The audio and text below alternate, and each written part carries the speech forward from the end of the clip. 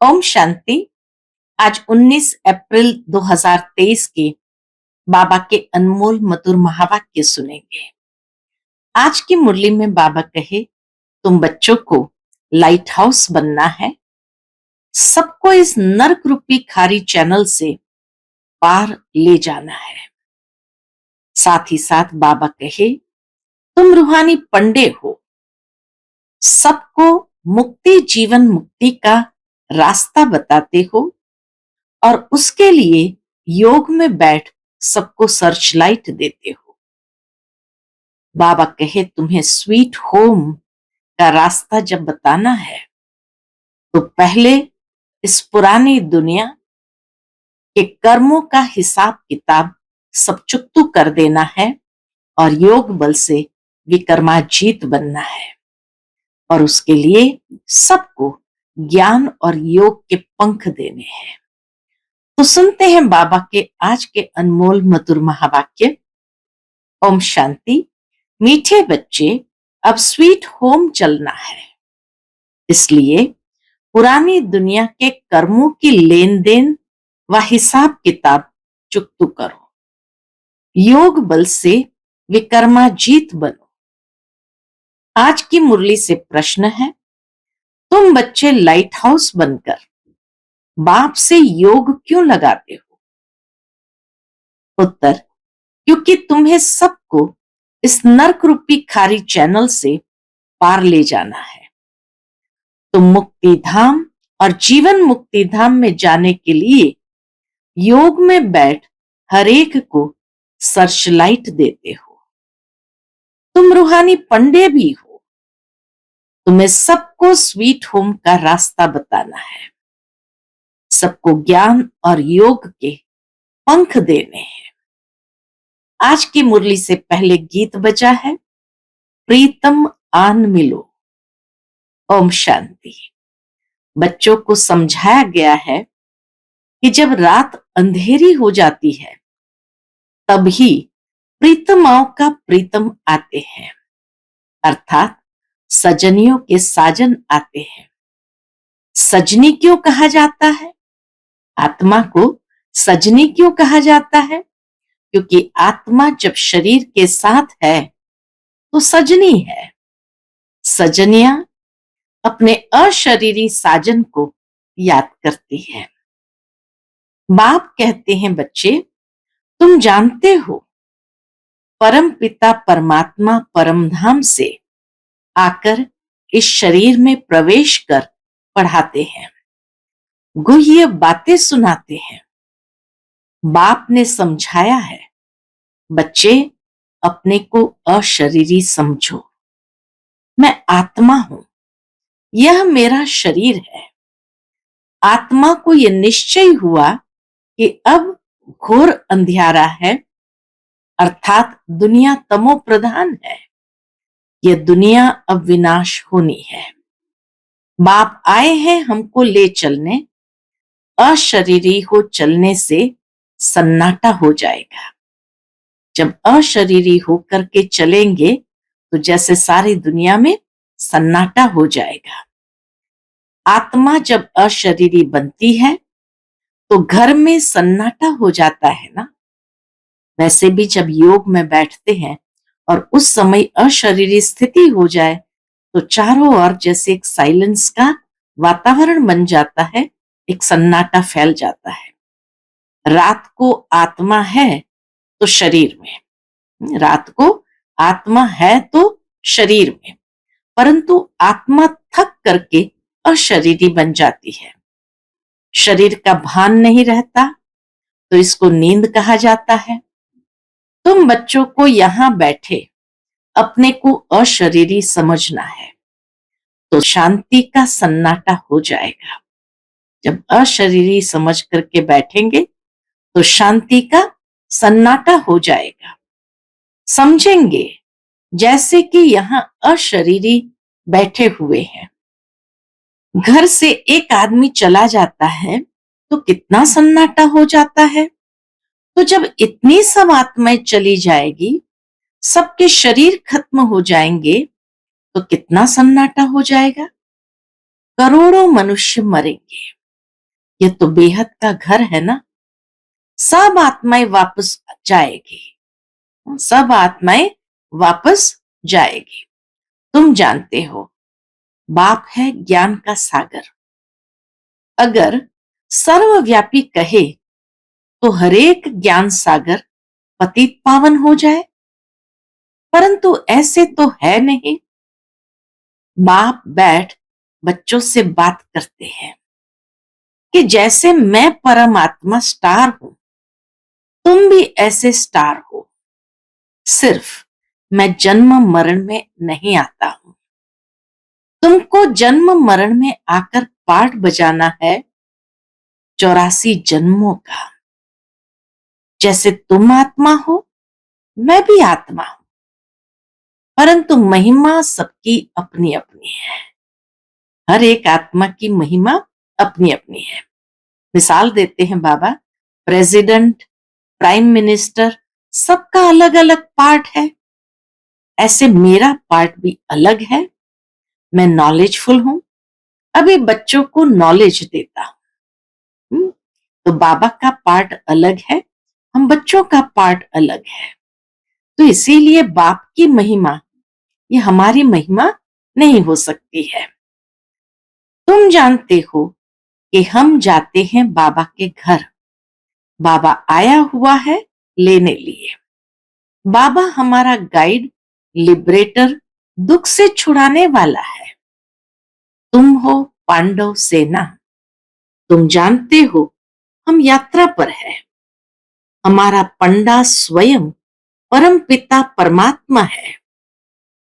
तुम भी रास्ता बताते हो, तो तुम ब्राह्मण रूहानी पंडे ठहरे।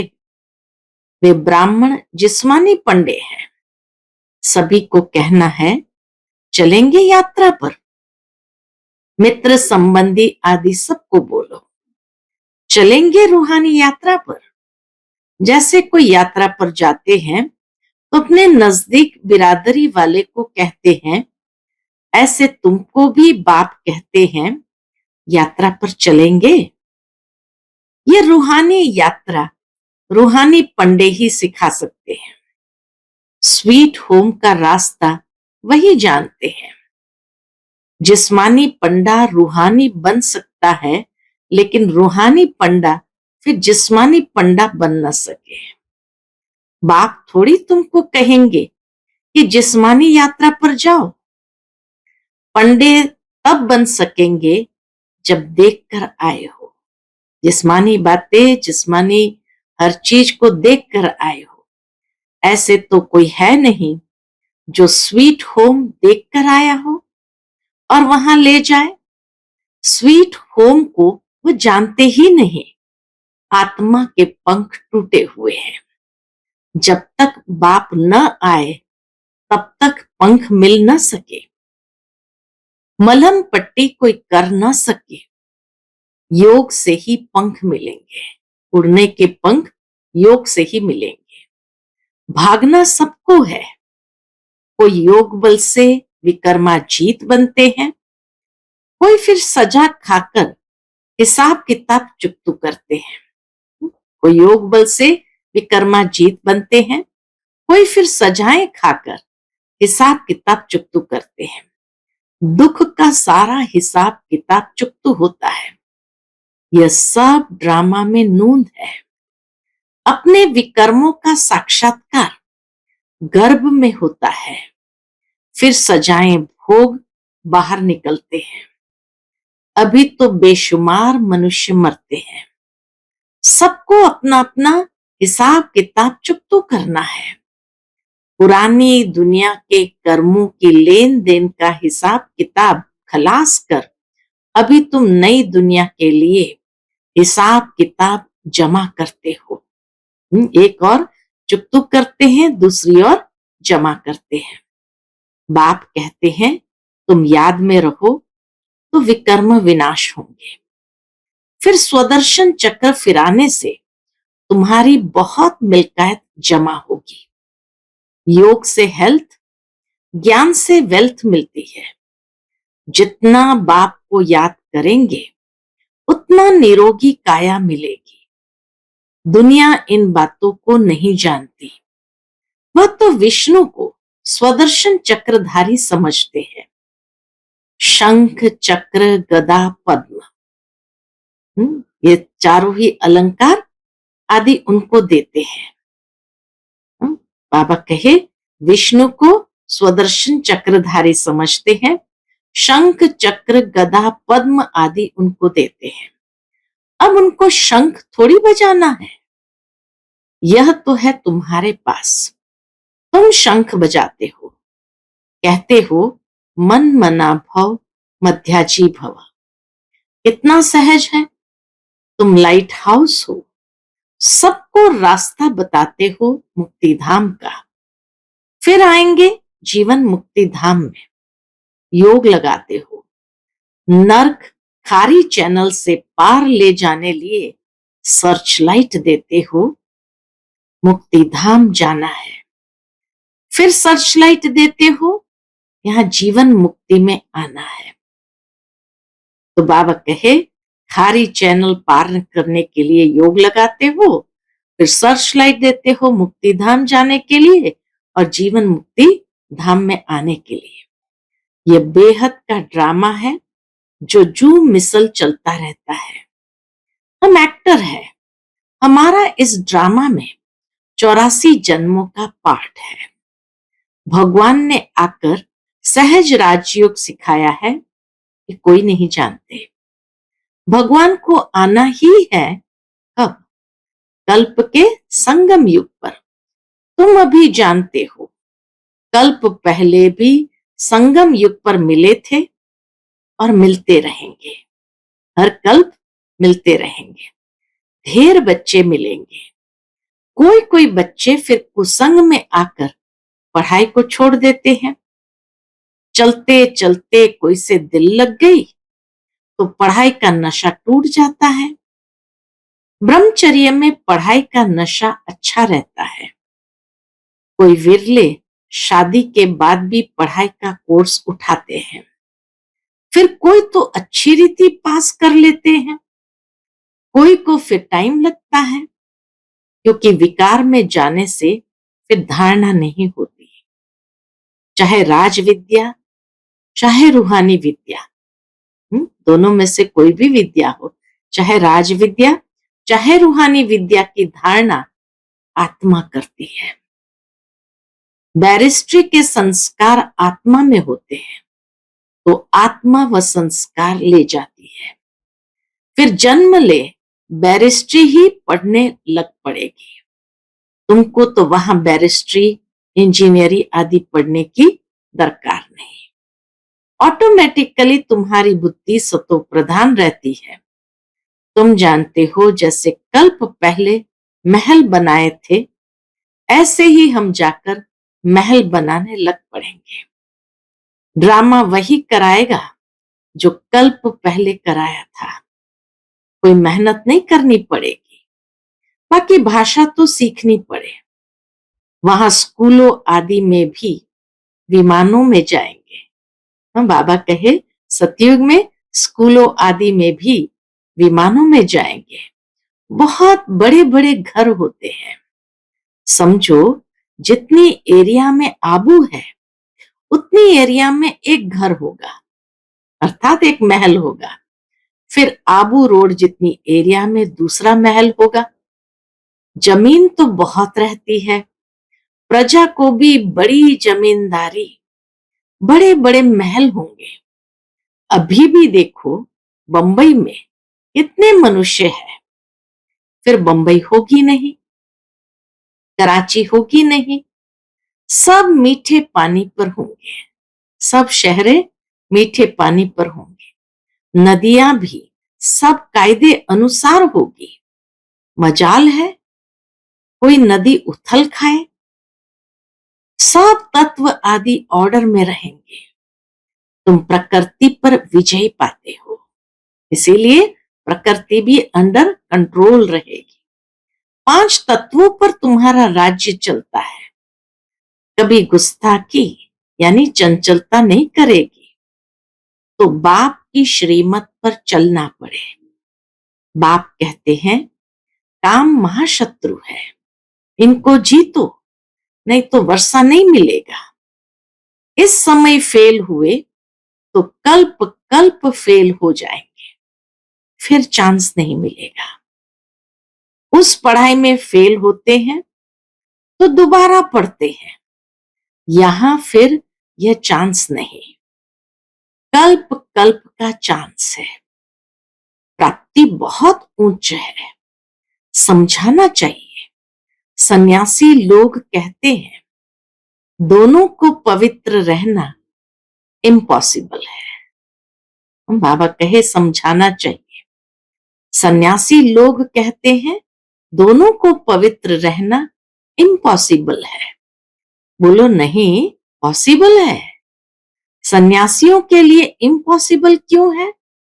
क्योंकि उनका हठ योग है, घर बार छोड़कर जाते हैं, फिर भी वही शंकराचार्य आएंगे। भारत पतित होने लगता है तो सन्यासी आकर थमाते हैं। भारत जैसे ही पतित होने लगता है तो सन्यासी आकर अपनी पवित्रता की शक्ति से थमाते हैं। इसकी सेवा का उनको फल मिलता है, जो गवर्नमेंट के भी गुरु बन जाते हैं। तुम बच्चों का तो सबसे बड़ा मान है। तुम्हारी जो आमदनी होती है वो कोई की हो न सके। जो गरीब है, एक पैसा देते हैं, उन्हें भी महल मिल जाते हैं। प्रत्यक्ष फल का साक्षात्कार दिव्य दृष्टि से होता है। दिव्य दृष्टि दाता आकर तुमको पढ़ाते हैं, नहीं तो एम ऑब्जेक्ट का मालूम कैसे पड़े। इसलिए माताओं को साक्षात्कार कराता हूं। मीरा ने कितनी तपस्या की, परंतु वह कोई वैकुंठ की मालिक बन न सके। इतनी तपस्या की, इतना सहन किया, लेकिन बाबा कहे फिर भी वो वैकुंठ की मालिक बन न सके। बाप कहते हैं साक्षात्कार मैं कराता हूं। एक सेकंड में दिव्य दृष्टि मिलने से वैकुंठ में जाए डांस करते हैं। ऐसे ही आरंभ में कई दादियों को भी दिव्य दृष्टि का वरदान मिला। एक सेकंड में वैकुंठ में जाए डांस करते हो। इसमें कोई तपस्या आदि की बात नहीं, वो तो दिव्य दृष्टि का वरदान मिला था। भक्ति मार्ग में तो बहुत नौधा भक्ति करने के बाद साक्षात्कार होता है। दिव्य दृष्टि की चाबी मेरे हाथ में है, कोई को मैं देता नहीं। बाबा कहे ये चाबी मैं कोई को देता नहीं। भक्ति मार्ग में वहां बैठे साक्षात्कार कराता हूं। तुम बच्चों को तो विश्व का मालिक बनाता हूं। दुनिया में तो अनेक प्रकार के मनुष्य है। कोई धन में मस्त है, कोई साइंस में मस्त है, कोई किस में मस्त, परंतु तुम्हारे आगे सब वर्थ नॉट अ पेनी है। सबका धन मिट्टी में मिल जाता है, सब खाक हो जाएगा। किसकी दबी रही धूल में, किसकी राजा खाए, किसकी चोर लूट जाए। चोर भी बहुत लूटते हैं, हर एक अपने हमजिन्स को प्यार करते हैं, दूसरे को देखते ही गर्म हो जाते हैं। दिन प्रतिदिन तुम देखेंगे कि कितनों को मारते रहेंगे। चाहते हैं कि हर एक अपने बर्थ प्लेस में चले जाए, तो अपने देश से निकालते रहते हैं। विदेशों में हर एक चाहते हैं कि भाई जाए अपने देश में बसे। अब तुम बच्चे बाप को याद करने से वर्षा लेते हो, जानते हो हम अशरीरी आत्मा है। 84 जन्मों का अब पाठ पूरा किया। कितने करोड़ आत्माएं हैं। सभी की जीवन कहानी तो नहीं बताएंगे ना, मुख्य की ही बताएंगे। मुख्य हो तुम, तुम्हारा मंदिर बना हुआ है। जगत अम्बा जगत पिता के बच्चे तो बहुत होंगे, वैकुंठ का भी यादगार है। इनका चैतन्य मंदिर वास्तव में सतयुग है। जगदम्बा जगत पिता जब वैकुंठ में जाते हैं, सतयुग में जाते हैं, तो वो जैसे कि एक चैतन्य मंदिर है। जड़ मंदिर में स्वर्ग के सब एक्टर्स नहीं आ सकेंगे। यह है मॉडल रूप में मंदिर, यादगार। लक्ष्मी नारायण का मंदिर कितना छोटा है। सतयुग में तो चैतन्य मंदिर कितना बड़ा होगा। इतने बाग बगीचे होंगे। मुगल गार्डन तो उनके आगे कुछ भी नहीं है। वहां के फल आदि इतने अच्छे होंगे जो बात मत पूछो। रात दिन का फर्क होता है। जैसे झाड़ पुराना होता है तो फल देते देते खत्म हो जाता है। कहा जाता है अब झाड़ सड़ गया है। यहाँ की हर चीज खत्म होनी है। वहां के आम बड़े फर्स्ट क्लास होंगे। बाबा कहे वहां के आम बड़े बड़े फर्स्ट क्लास होंगे। हम अब राजधानी स्थापन करते हैं श्रीमत पर। तो श्रीमत पर चलना पड़े ना, पवित्र भी बनना पड़े। मुश्किल तो कोई बात नहीं है। दृढ़ संकल्प की बात होती है, मुश्किल तो कोई बात नहीं। एक जन्म पवित्र रहने से 21 जन्म स्वर्ग की राजाई करेंगे।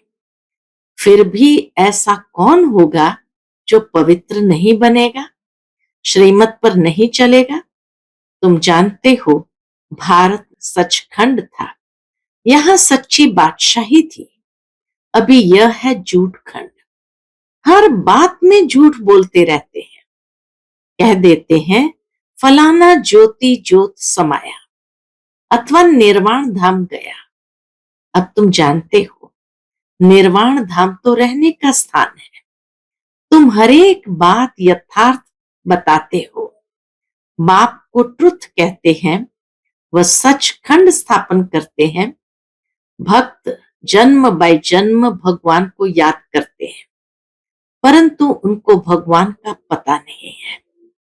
वह प्रीतम अब तुम बच्चों को वह प्रीतम अब तुम बच्चों को राज्य भाग्य देकर खुद छिप जाते हैं। तब कहते हैं तुम्हारी गत मत तुम ही जानो। तो जरूर कोई भी नहीं जानते हैं, तभी तो कहते तेरी गत मत तुम ही जानो। हे प्रभु तुम्हारी गत मत तुम ही जानो और न जाने कोई। श्रीमत से क्या होगा, श्रीमत से क्या होगा। गति सदगति वह तुम ही जानो। अब तुम बच्चों को बाप श्रीमत देते हैं। अपने को आत्म समझ मुझ बाप को याद करो। टीचर यह प्रतिज्ञा कराएंगे क्या, मैं तुमको बैरिस्ट्री की गद्दी पर बिठाऊंगा। ऐसी कोई प्रतिज्ञा करेगा क्या टीचर कि मैं तुमको बैरिस्ट्री की गद्दी पर बिठाऊंगा। वह तो खुद पढ़कर बैरिस्ट्री की गद्दी पर बैठेंगे। बाप भी कहते हैं जितना याद करेंगे तो योग से सब पापों से मुक्त होंगे। याद करने से तुम्हारी आत्मा जैसे मेरे पास आ रही है। अपने पास चार्ट रखना है। कोई का चार्ट आधे घंटे का होगा, कोई का 1.25 घंटे का होगा, कोई का तो 5 मिनट भी नहीं, कोई का तो बहुत अच्छा चार्ट है। यह भी तुमको साक्षात्कार होगा। स्कूल में टीचर अथवा स्टूडेंट खुद भी समझते हैं कितने नंबर में आएंगे। यहां तो नंबरवार बिठा नहीं सकते, फंक हो जाएंगे। इसीलिए अभी माला नहीं बन सकती। माया अच्छे अच्छे को भी क्या करेगी, नीचे ऊपर कर देती है। श्रीमत पर नहीं चलेंगे तो माया घुसा मार देंगी। इसमें है मेहनत। हम अब जाते हैं परम धाम। 84 जन्म पूरे हुए, बाबा आए हैं लेने लिए। तो बाप को याद करना, औरों को भी मंत्र देना है। मंत्र कोई जपना नहीं है, गुरु लोग तो किस्म किस्म के मंत्र देते हैं। बाप कहते हैं प्रीतम को याद करो। प्रीतम आया है प्रीतमाओं के पास। प्रीतम आया है प्रीतमाओं के पास। सारी दुनिया की आत्माएं प्रीतमाएं हैं जो उनको याद करती है। अच्छा, मीठे मीठे सिकिलधे बच्चों प्रति माता पिता बाप दादा का याद प्यार और गुड मॉर्निंग। रूहानी बाप की रूहानी बच्चों को नमस्ते। हम सब रूहानी बच्चों की रूहानी माता पिता बाप दादा को याद प्यार, गुड मॉर्निंग और नमस्ते। नमस्ते। शुक्रिया बाबा, शुक्रिया। आज की मुरली से धारणा के लिए मुख्य सार है। पहली पॉइंट, कुसंग में आकर कभी भी पढ़ाई नहीं छोड़नी है। किसी भी देहधारी से दिल नहीं लगानी है। दूसरी पॉइंट, पापों से मुक्त होने की विधि याद है, इसलिए याद का चार्ट जरूर रखना है। याद में रहने की अपने आप से प्रतिज्ञा करनी है। आज का बाप दादा का मधुर वरदान हम बच्चों के प्रति है, मेरे को तेरे में परिवर्तन कर सदा हल्का रहने वाले डबल लाइट फरिश्ता भव। मेरे को तेरे में परिवर्तन कर सदा हल्का रहने वाले डबल लाइट फरिश्ता भव। चलते फिरते सदा यही स्मृति में रहे कि हम है ही फरिश्ते। फरिश्तों का स्वरूप क्या, बोल क्या, कर्म क्या, वह सदा स्मृति में रहे। क्योंकि जब बाप के बन गए, सब कुछ मेरा सो तेरा कर दिया, तो हल्के फरिश्ता बन गए। इस लक्ष्य को सदा संपन्न करने के लिए एक ही शब्द याद रहे, सब बाप का है, मेरा कुछ नहीं। जहां मेरा आए वहां तेरा कह दो, फिर कोई बोझ फील नहीं होगा। सदा उड़ती कला में उड़ते रहेंगे। आज का स्लोगन है, बाप के ऊपर बलिहार जाने का हार पहन लो तो माया से हार नहीं होगी। बाप के ऊपर बलिहार जाने का हार पहन लो तो माया से हार नहीं होगी। अच्छा, ओम शांति।